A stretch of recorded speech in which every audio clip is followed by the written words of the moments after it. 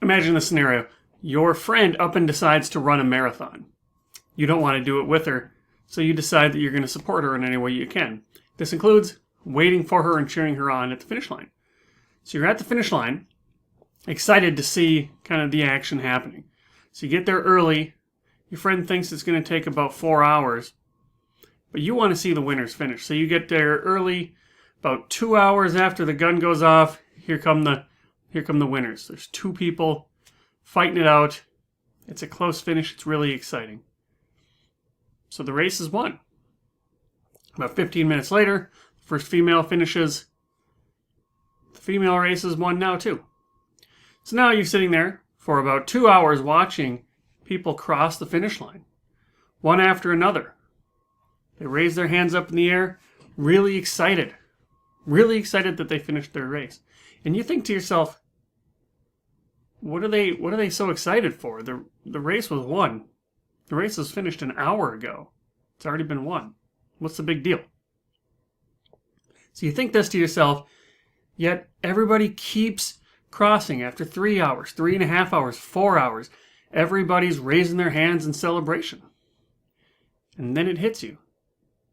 Not everybody here is playing the same game. Not everybody here is in it to win the race. There were some people that were in it to win the race, sure.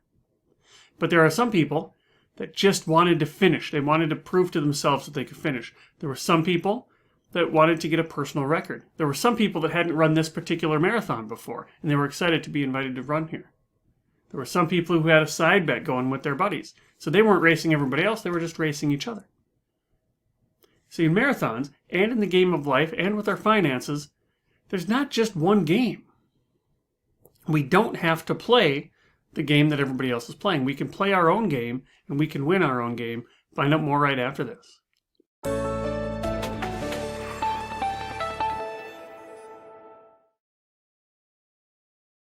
Hey, it's Derek Hagan. I'm a financial therapist, and I'm here with another Money Health presentation where we're going to talk about playing your own game. So what does that mean to play your own game?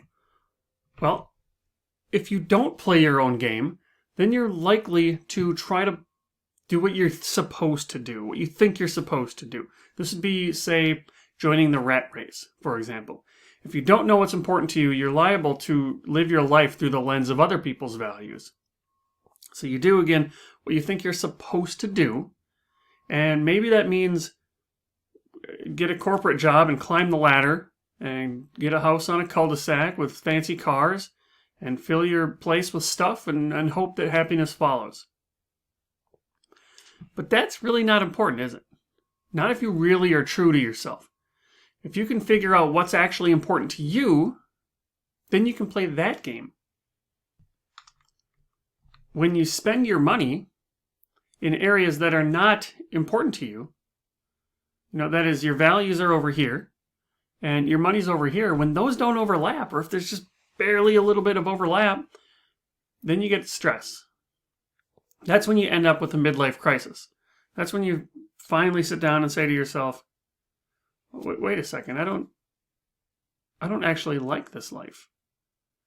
So that's where we get stressed. And we don't have the time, really. We don't have the time to keep chasing other people's values or refusing to live life through the lens of our own values because our time is limited. We don't have unlimited time. They say our days are numbered, but we don't know the number of days. So if all goes well, our time is limited, but we're not guaranteed this time. So we just don't have the time to chase what other people think we're going, or put off our happiness till some later time. We don't have that kind of time. So it's important to figure out what's important to us. Now, what do you value?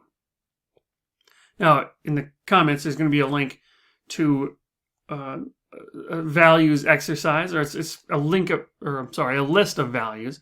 And if you can, print these out and cut them up. They're kind of organized in cards. And just lay them into 3 different piles. And do this as quickly as you can. So you've got the most important pile. Let me show you what this looks like over here. You've got the most important pile. So those are the ones where you look at it, you say, yep, absolutely, that's me. And there's that not important pile. That's when you look at it and say, no, I don't care about that. If you can't really make up your mind, put it in the middle. But do this quick.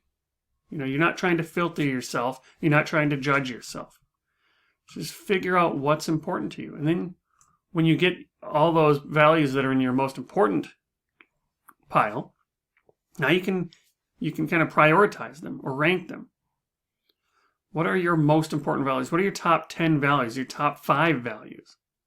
And are you living a life that satisfies those important values? Because when you do that, now you can start to design a life around what's important to you. You can play your own game. And when you play your own game, you align your money and your values, and you get the confidence to not let other people's opinions of how you chose to live your life bother you. It gives you the confidence to let other people have their values as well. So figure out what's important to you. Design a life around that. Use your money to support that. Play your own game, win your own game, and that's good money health.